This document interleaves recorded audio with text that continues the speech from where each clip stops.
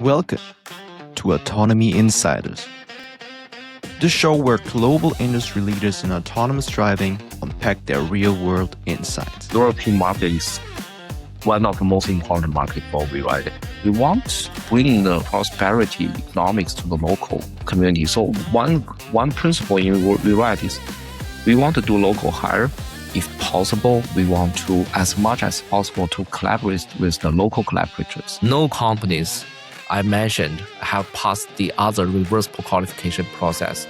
The companies you mentioned, where are their Robotaxi? Where are their driverless Robotaxi? Can I help them? No. Hallucination in digital AI may be entertaining, but it is fatal in physical AI.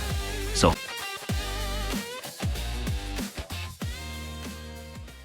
welcome back to Autonomy Insiders. I'm your host, Daniel, and most conversations about robotaxis are still conversations about one city, maybe one country. But today's guest runs a company that has tested or operated in more than 60 cities across 13 countries and holds autonomous driving permits in 8 of them. So my guest today is Tony Han, co-founder and CEO of WeRide. He was a tenured professor in the US, then chief scientist for autonomous driving at Baidu, and in 2017, he left both to start WeRide. And today, WeRide is a really well-known company in the AV industry. It's a publicly traded company, dual listed on the NASDAQ and in Hong Kong. And today, we will cover the business model, the Middle East, Europe, the numbers, and where the whole industry is going. So, Tony, I'm so happy to have you on the show today. hello, Daniel, all the friends. I'm very happy to attend this interview. And I feel like it's really a great pleasure to me to talk about autonomous driving and with Daniel and with all the friends. So Tony, maybe let's start with you personally, because your CV has also a turn in that most people in this industry don't have. So you were already a tenured professor when many people would consider their careers complete. So why did you decide to leave academia and start WeRide? Okay, at that time, I was promoted to a tenured professor, and according to the academia tradition in the US, we have a luxury, that is, we have sabbatical leave. So basically, you got paid, but you can visit wherever institute you want and do some collaboration. So I shoot out 2 emails. One is to Google X. At that time, there was not Waymo. So I shoot 2 emails out. One is to Google X. The other one is to Andrew Ng, because Andrew just started the Baidu AI lab. At the end of emails basically me saying, this is my background. I'm expert in computer vision. I've been doing research for this for many years. And now I want to visit you guys, seeking collaborative opportunities. But my main interests are in autonomous driving. And do you have such a position? And Google X response is like, they just say, okay, we are a secretive lab and we don't host visiting scholars. And Andrew replied an email to me saying, okay, we don't have autonomous driving project so far, but we have a very exciting deep learning project. We want to have a visit. So I visit him, and seems like, at that time, if I remember correctly, that AI lab only have 10 people. And then, we actually discuss about all the possibilities. Andrew is a great scholar and all the exciting projects. So I said, okay, I would just want to enter the Baidu AI lab. But the exciting thing is, like, at that time, there are so many great researchers attending at the same time, like Daniel Abreu, the founder of Anthropic.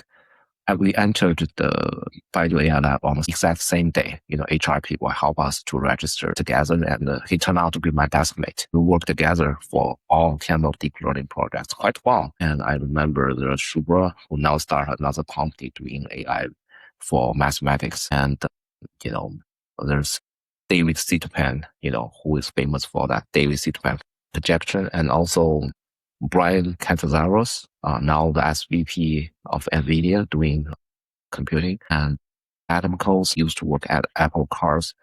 And so many very good researchers. Andrew is a great researcher.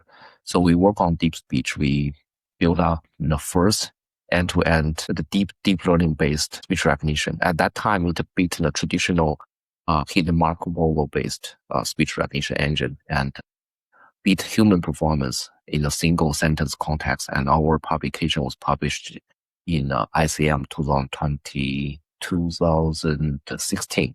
So it is still very well cited paper. And so we worked there. We did research and worked there for 2.5 years. Well, actually 1.5 year, and then Baidu started autonomous driving project. So I basically urged Andrew and all the authorities saying I got to go to work on this project. So I became the chief scientist of Baidu autonomous driving unit. And then later, at that time it was just like, if you have ever opened for DeepMind or Google Brain and OpenAI, and then the investors will rush to you and say, okay, do you want to start your own company? So we started at the beginning, we don't have business plan at all, but we raised like $57 million US. At that time, it was quite a significant amount of funding with just our resumes and as a seed money. So that's how we started. So of course, if you want to start such exciting projects, you have to focus all your time and resource on it. So I quit my tenured professorship to start this company. So far, after 9 years, we have been deploying in, I don't know how many cities, around 40 to 50 cities and close to 9 countries. So that's how we started. Yeah, super fascinating story. And staying maybe also with how you think for a moment. So because there's something else in your background that I think I almost never have seen in a CEO bio in this industry. So you have a long-standing interest also in philosophy. So has that influenced the way you think about AI and autonomous driving? Oh, absolutely. Oh, but Daniel, thank you for your homework. I like philosophy a lot. I just like philosophy really a lot because, in China, Asian China, we have Taoism, start from Lao Tzu, and we have Confucianism, of course, start from Confucius. And there are lots of ideas. You read in the literatures about Taoism, it's really about the universe. And there's lots of things that I feel like it may have some ideas shared with quantum mechanics. So it really help you to boost your understanding and recognition to the next level. And then, when you read, I admire Bertrand Russell a lot. If you look at Bertrand Russell's writing and the history, right, the famous Russell paradox, and it's so simple, but it's so beautiful. Just with one sentence, it's bring the third crisis of mathematics. So all of this, just like, when we read philosophy, when we read this literature, all of these things, I'm so proud to be a human. Okay. It's humane understanding nature of our wisdom. Like you can experience so many things. And then I like mathematics. So all of this just make me feel like I just simply don't have enough time. If I have enough time, I would rather sit, I want to sit in my office, sit in my room and read it all the time. Like there's a famous book, I'm not sure whether you've read it or not. It's called The Grand Design by Stephen Hawking. When I read this kind of book, it's just like so enjoyable. So that's some background. And also when we do autonomous driving, same thing, when you read philosophy and technology, simply help you to understanding the problem deeper and maybe help you to solve the problem. Super interesting. I like that. So maybe let's now take that thinking and make it very concrete, because on paper, WeRide doesn't look like one company. It sometimes looks like 5, because WeRide has rapidly expanded also its autonomous vehicle business across multiple segments and regions. So you have a portfolio of Robotaxis, Robobuses, Robovans, ADAS, Robosweepers. And can you walk us through WeRide's core business models, particularly also how they differ across the different segments in terms of revenue generation and partnerships? So I think the core of WeRide is basically autonomous driving technology, okay, supported by all the AI infrastructure and state-of-the-art AI algorithms. But for different, we call the product lines, we have like different business model.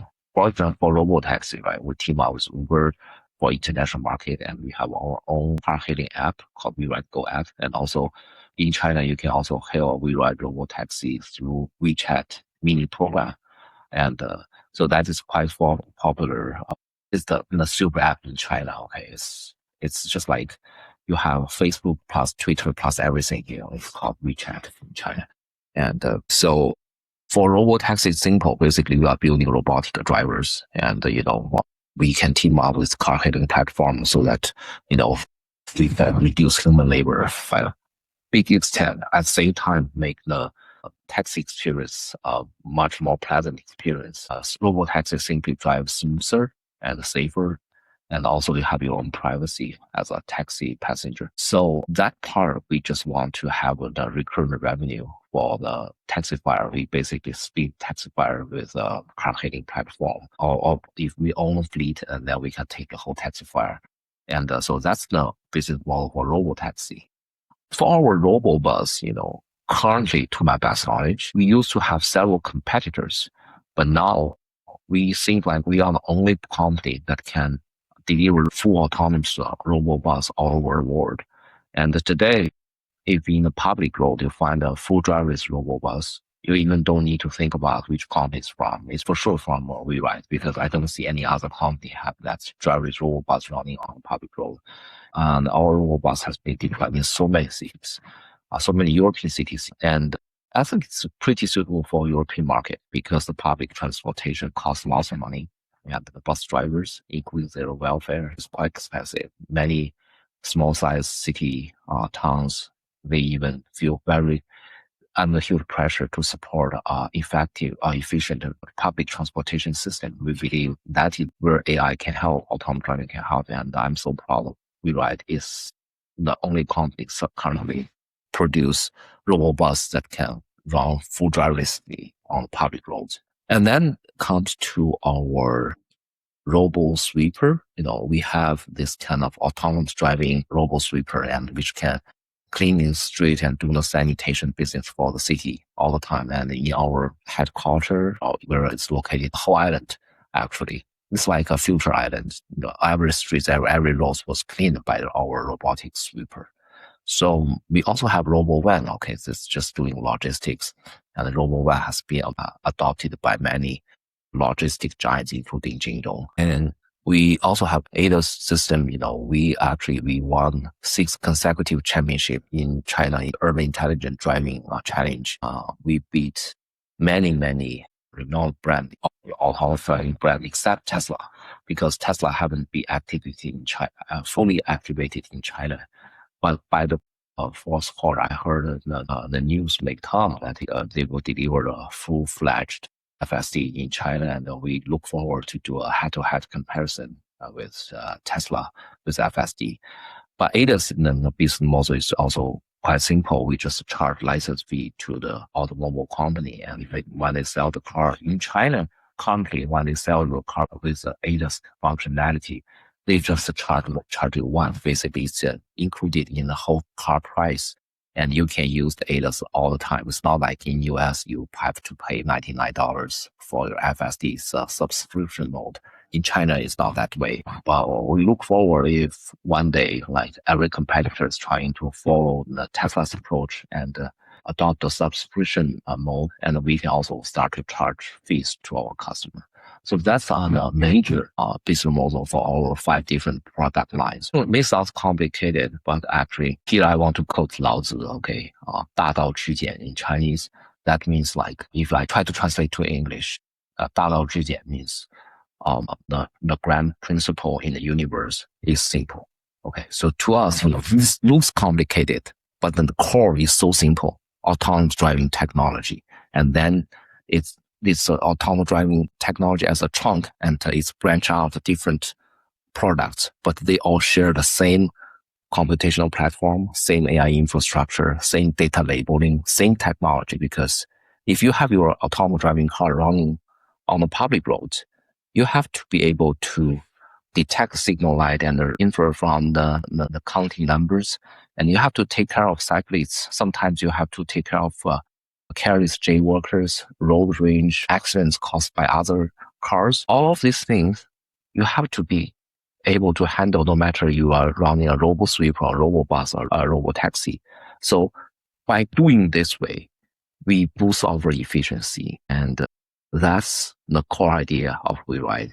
And I'm very confident to tell you, in this world, there's only one company adopt this kind of strategy. That is WeRide.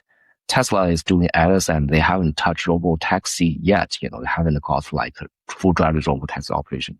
Waymo never done ADAS, but WeRide have done Robobus, RoboSweeper, Robotaxi, ADAS, all of this together. So that part quite proud of. And what prompted you to diversify into those multiple product lines, and maybe also how do you decide which use cases or vehicle categories to prioritize in a given market? I think, to us, we always think one question before we branch out a business unit. That is that based on our core technology. For example, we didn't do Robotruck, that 40-ton big one, although Waymo and also our other competitors, they do Robotruck, but currently we don't do it because Robotruck, they usually drive on a highway and their control and their planning method is quite different from the sedan and SUVs we are used to. So if this one cannot share the technology, and like we don't do the robotic mine truck because it's based running in the minefield and it's in unstructured road, they're different. So we currently don't do this kind of business because we want to build out one set of algorithm and apply to all applications. That's going to violate our basic principles. So we don't want to do it. But once, if we can use just the same idea and can do a very small change, small adaptation, and then we can use it. Of course, we will do it because the variety of business help you to build up your robustness. You know why we want to have a diversified society. So the diversity actually boosts the robustness of the whole human society. Suppose we only have one race, only one belief, only one thing. You may be correct for a certain shorter period, but what if the environment change? Previous advantages become disadvantages. And then the whole human society will be in big danger. But if you have a diversified society, we have tolerance. And then, as long as human being, there's some nature inside it, we tend to help each other. So if the human society is tolerant society and help to each other, today you think some people are weaker and you are taken care of. When the environment changes, they maybe become strong people and they are coming back to help you. So it's the same thing applies to our business. So we become a profitable company. At the same time, we have very robust business because there's so many companies used to be giant, but when technology evolved and because their business is so simple and they died off extinction, I can go with the names like Kodak. I visit Kodak's headquarters at Rochester. It looks like a history. Okay. So we don't want to be that kind of company. We want to be a company like continuing using our technology to branch out and continue evolution like Apple and Amazon. So that's the philosophy. Makes sense. And maybe let's also talk about what the fleet is actually made of. So you reported roughly 3,400 level 4 vehicles at the end of July, and more than 1,800 of those are Robotaxis. So Robotaxi is a little more than half of the fleet. The rest is then the Robobuses, Robosweepers, and also Robovans. But what I found interesting is also the movement. So Robotaxis grew by about 500 vehicles since your latest April release, and the total fleet grew by roughly 600, which means the large majority of every new vehicle you put on the road last quarter was a Robotaxi. So how do you actually make that call when you have one more vehicle to deploy? What makes it a Robotaxi rather than a Robobus or a sweeper? And also, where do you want that mix to be in 3 years? So does Robotaxi keep taking share, or will the other lines catch up? I think it mainly depends on orders, okay? For us, I don't want to deliberately change, say we plan the ratio is 60% Robotaxi, 20% Robobus, 15% Robovan, 5% Robosweeper. We don't plan like this, okay? We are listening to the demand from the market. And therefore, what is the percentage in the numbers?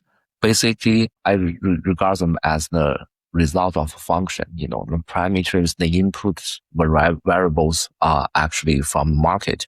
And what we don't do is we want to respond to the needs of the market quickly. And so it's a dependent variable. So to us, we just want to find out all the opportunities. Like for European market, right? European market, our customers just love Robobus. They just say, okay, of course we do need Robotaxi. They said, don't get us wrong. We do need Robotaxi, but we want to foster public transportation. And if you can make Robobus available in many streets, it actually helps us to release the burden of the municipal government. And we want to foster this first. And some cities just say, okay, like for example, in the Mid East market, they say, okay, probably I don't want to wait for a bus in a bus station at a temperature of like 45 Celsius degree. You guys are in Europe, the formidable summer feels like, right? I was in Abu Dhabi and Dubai. During the summer, stand outside without air conditioner. Just 5 minutes can dry you out. So with this kind of environment, of course, everybody want a robotaxi because I know when robotaxi arrive, I can jump into a robotaxi with AC. I don't want to wait in the bus station. So that's have different needs. What we want to do is using our advanced technology to cope with their needs. For us, we have one philosophy, and our belief is technology should make people live better, live happier, instead of making people jobless. That's our goal. So that's how we develop our technology, how to design our products and services. And when you look at that fleet, who owns and operates the vehicle in your deployments? Are there also differences in the different segments, also in regards to maybe China versus international business? Yeah, it depends on the markets and depends on the cities, actually depends on the business. I want to say this is a global market, and we are all human beings are booming in this global economy. We don't want to build up companies that's just a suck the profit and run away and leave the local community not developed. We want bringing the prosperity economics to the local community. So one principle in WeRide is we want to do local hire. If possible, we want to, as much as possible, to collaborate with the local collaborators. This work need to be done by the local workers. And we want to have this local workers, local jobs available. But in China, sometimes, we can't find very efficient local collaborators, and we are a Chinese company, and sometimes we own a fleet. But on the international market, we use the asset-light approach. And also depends on the business, right? Robobus. Some municipal cities just say, okay, we will maintain the bus and we want to run the bus because it's public transportation. So we own bus. That's very natural. So it all depends on the business and all depends on the market and the geographic position. Absolutely makes sense. And when we look at one of those regions, I think one standing out, so like the Middle East, there the fleet doubled in a single quarter from roughly 200 to 400 vehicles. So let's get a bit more deep here, because I think it's also one of the most important proof points of your international business model. So maybe let's start with your Abu Dhabi operations.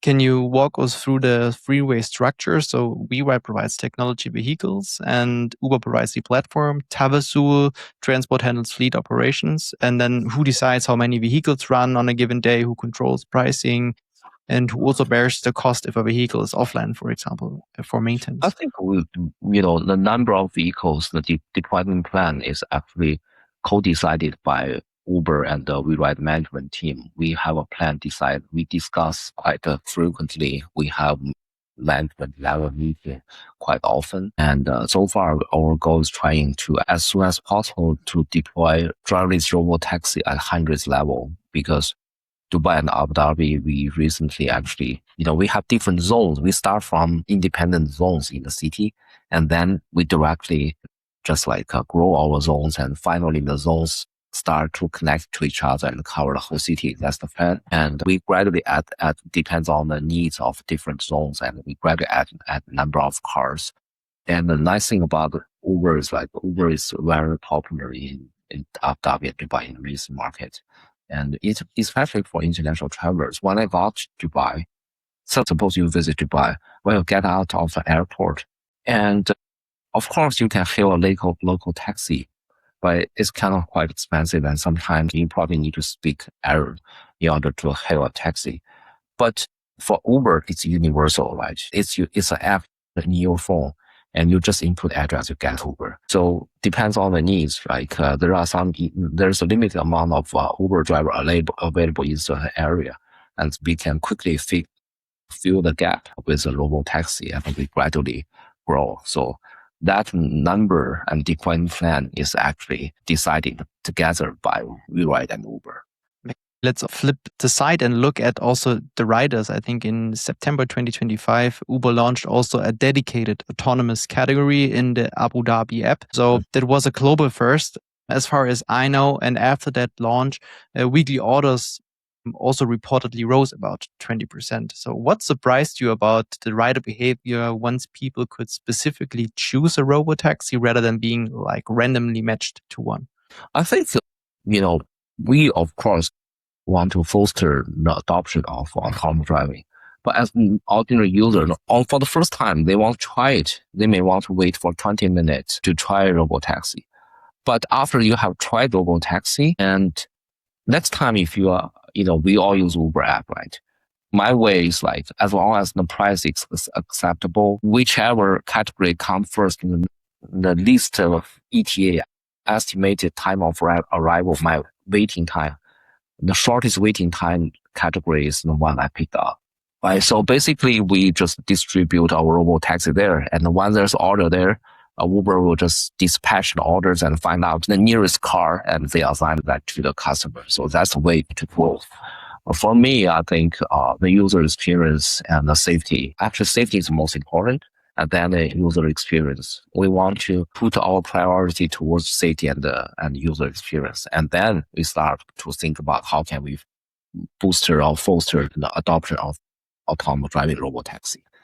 But I think it's also quite a cool perk, because when I read kind of experience reports from autonomous trips, everyone says, okay, I tried a robotaxi and I'm totally in love and I just want a robotaxi. So they don't want to have this randomly designed, because they love just the experience. It's smooth, it's like private experience. So it's a good way to give that value to the customer. Yeah, because it's we use WeRide and GXR for MIDI's market.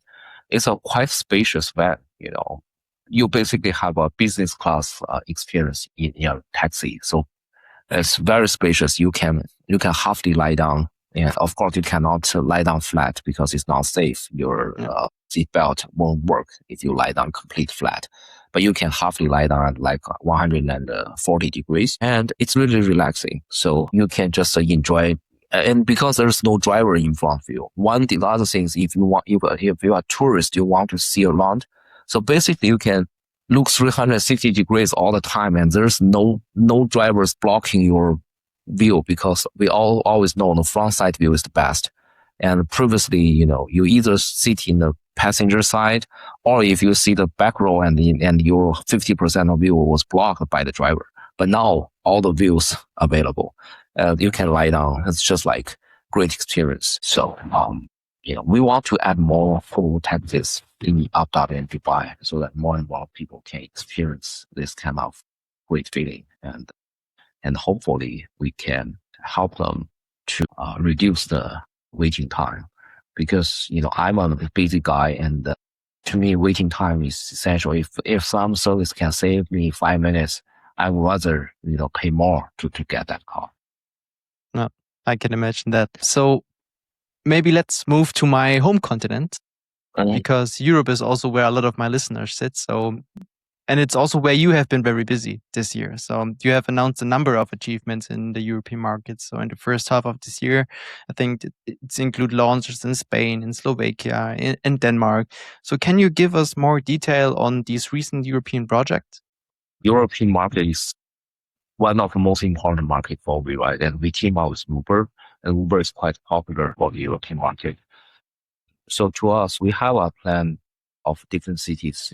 We will let you know once we are ready to announce, and we are actually working on build up the technology for different countries. We have to prepare for all of this kind of technology to make sure that they are kind of consistent with the local environment. That costs us lots of research resource. At the same time, we have to solve all the local hire issue. So we have to cope with all of this difference.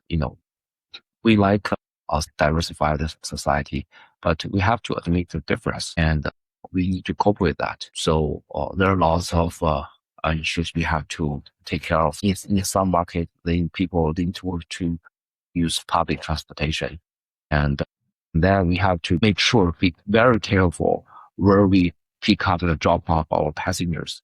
And in some cities, you are allowed to pick up and drop off passengers in the bus station. Okay, that's shareable. Some cities absolutely no. Even the bus station is empty. You're simply not allowed to drop off and pick up passengers in a bus station. All of this subtle difference you have to take care of. Yeah. And you already mentioned that these are all different countries, all different environments, which makes me want to understand also maybe the selection logic behind it. So what made the launched markets your targets in the European region? Very good question. There are several factors. So first of all, I think the population and the number of the taxi available in that city is one important factor. And also the local regulatory authorities' openness to autonomous driving technology is a consideration. For example, based on our previous conversation, currently for the European market, only Netherlands allow the trial version of FSD. Currently, it was a bit surprised when I heard this thing in Stuttgart when I do the test ride with my Bosch colleague. I said, why don't we try Tesla? He said, Tony, you probably didn't notice that FSD is not allowed to activate in Germany. I said, what? Not a bad. It's really hard for me to imagine because I feel like, look, Germany, France, Spain, they are very similar to US. I think whatever you can do in US, you can do in the European countries. That's my feeling. But I just feel like FSD cannot activate it in Germany. The local regulatory authorities acceptance to autonomous driving technology, and also depend on the needs. As I mentioned, we want to fill the gap between the society needs and the labor supply. If the city population is relatively young and the people need that job as a taxi driver, we will halt our deployment because to me, I have this, again, technology is to make human live better and happier. It's not used to destroy working class life, take their job away. No, that's not, at least that's not my belief. I want technology to cure cancers. I don't want technology to take away nurse jobs. So that's our factors we are considering. Makes sense. And maybe that brings me to a selfish question. And I know maybe you cannot answer all of it, but someone has to try it at least. So of these 15 cities you want to, not with the Uber WeRide expansion plan, so how many are in Europe? And for me as a German would be also really interesting to know if Germany is also on the table and maybe even Stuttgart where I'm located. I personally like Germany a lot. As you mentioned, I'm a lover of philosophy and I'm a fan of Ludwig Wittgenstein. Actually, in our recent large language model, we name it Wit, because for Chinese, it's so hard, even for me to pronounce this long German name, Wittgenstein.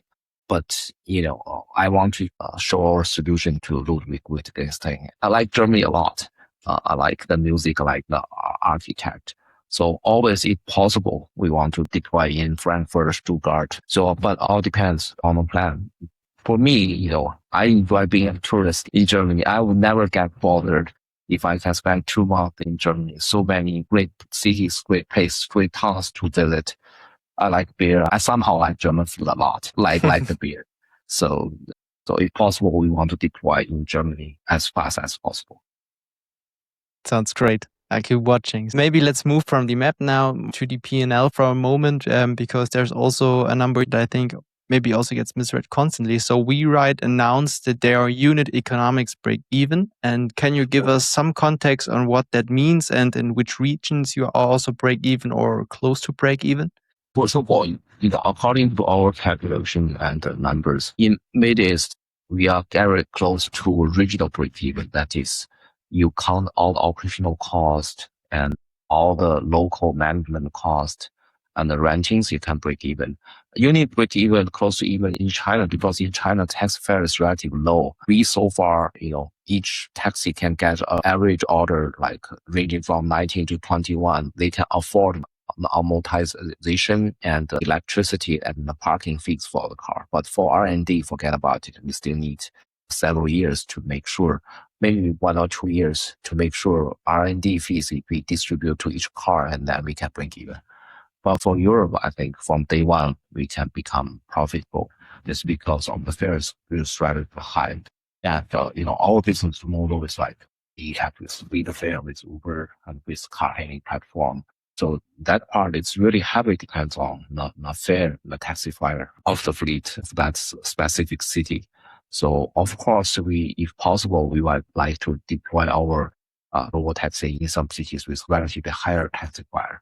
So that's the explanation. So, but most of the time, I think about it, the cost of our cars is like ranging from, let's say, try to convert it to the dollar. In my brain, I always count it in RMB. It's like roughly, everything hardware costs 50 to 60,000 US dollar. But today, if you want to get a Tesla in US, you tax, I got a Model Y costing more than 55,000 US dollar, maybe more expensive in Europe. So I think the price is relatively low. Then maybe now let's zoom out a bit from WeRide for the last part of this conversation and talk about the industry in general, because a lot of my listeners are also investors, strategy people trying to understand where this is going. Many people see autonomous driving as one of the most demanding real-world applications of AI. So what does it take for AI to move from generating content to making decisions safely in the physical world? And also, how do the requirements for physical AI differ from those for digital AI, so to speak? Yeah, that's a great question. I think one day I wrote a sentence. I'm quite proud I wrote that sentence. I said, hallucination in digital AI may be entertaining, but it is fatal in physical AI. So that means like for physical AI, in robotaxi, humanoid robot, reliability is the key issue, the safety. Okay. You simply cannot make any mistakes. If I ask 10,000 questions to ChatGPT, they give me 9,999 questions, correct answer, and with one answer, some irrelevant answer may be entertaining, but made a mistake. You just say, okay, let me just rephrase my questions and ask again. But think about for robotaxi, if I give you 9,999 trips safely, but there's one trip, the car hits the pole, and what do you think? Listen, forget about it. I will drive myself. I will never risk this kind of my life over convenience. So that's the thing. So that's why we try to adopt what we can learn from the aviation industry, like the redundancy and the design structure, all of this. That's why, there are so many countries can build cars, but for the large airplanes, it's only Germany and France they can build the Airbus, and then the other one is Boeing from US, and now China can build some. It's relatively mid-size airplane. So that's the difference. So we have to make sure we push to the limit about safety, we use redundancy as a method to add another layer of safety. It's not easy, but we have to do it. So physical AI is, my feelings, much more challenging than what we can achieve in digital AI, because simply the tolerance for error is minimal. So we have to be very, very careful. So most of your competitors, or a lot of your competitors, are climbing. So they sell like level 2 and L2++ into mass-produced cars today. So for the revenue. And the plan is then to climb from there to level 4. And WeRide went more or less the other way around. So you started at level 4, driver out, and then took that stack down into ADAS. And it's working. As you mentioned, your ADAS delivered about 30,000 units last quarter, I think. And you won 6 straight championship at the China Urban Driving Competition. So why do you believe that your direction is the right one? And more fundamentally, maybe also, do you see level 2 and level 4 as 2 points on the same path, or as 2 generally different problems? So, frankly speaking, I think there are, so basically the 2 paths from L4 gradually to L2++ is also with lots of challenge, but the 2 direction, the challenges are different. For an L4 company go to L2++, there's a lot of engineering details, verification details, and how do you do the optimization. We are facing different difficulties. Like, it's just like, I will call it from L4 to L2, it's called projection. Basically, suppose you are a 4-dimensional creature. You want to understand what 2-dimensional world looks like. So basically, it's a projection from high dimension to low dimension. From low dimension to high dimension, it's called another inverse procedure called lifting. You have to lift. Think about, we are three-dimensional creature. We want to imagine 4-dimensional things. You have to go through another layer of difficulties. So, but which one is more difficult? It depends on the company, depends on how you solve the problem. So here, that's why I propose a kind of thing I call the qualification process. What do I mean by qualification process? The qualification process means like for an L4 company like WeRide, if you want to claim you're capable of doing ADAS, you have to make sure your system not just simply for demo purpose. You have to make sure your system can be put into mass production car, and then the users, the customers buying your products. Now we have achieved that, right? The GAC N60, Cherry Exceed, and GAC i60, and we have so many car OEMs. I will let you know once we can announce it. Now we are cars already selling in hundreds of thousands level, people using our ADAS and using them for commute every day. So that means WeRide has passed the qualification process. We can claim ourselves as L4 company and L2++, because our Robotaxi is available everywhere. People can hail our Robotaxi, drive with Robotaxi in Beijing, in Guangzhou, Abu Dhabi, in Dubai, everywhere. Now for the L2++ or ADAS company, their qualification process is like this. You should have at least 100 cars, make it available to public so that everybody can test your service, can run your service. At least make it available for 180 days, half year, without any severe accidents or halted by the legal authority. I proposed this qualification process probably 1 year ago, and WeRide has passed this qualification process for a long time, but no companies I mentioned have passed the other reverse qualification process.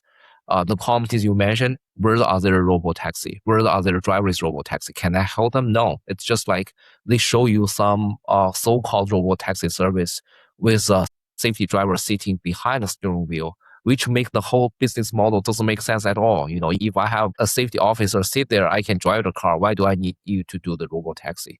So unless they have Robotaxi service available to public for half a year without any problem at a magnitude, at a fleet level of 100, I wouldn't qualify them as a Robotaxi company.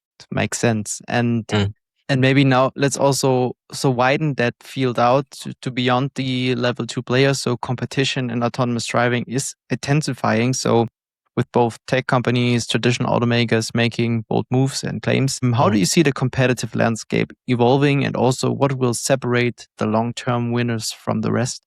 I think, no, that's the beauty of the market economy, right? I think, winner and survivor of this very intensive competition is like whoever can finally make their company profitable and get enough market share will be the winner. Just like the bloody competition in the electric car industry, right? Previously, like back to 5 years ago, nobody think BYD is a great company. 1 year ago, nobody think Leapmotor become a strong player. But now, with their market share and with their profit, they become very, very important.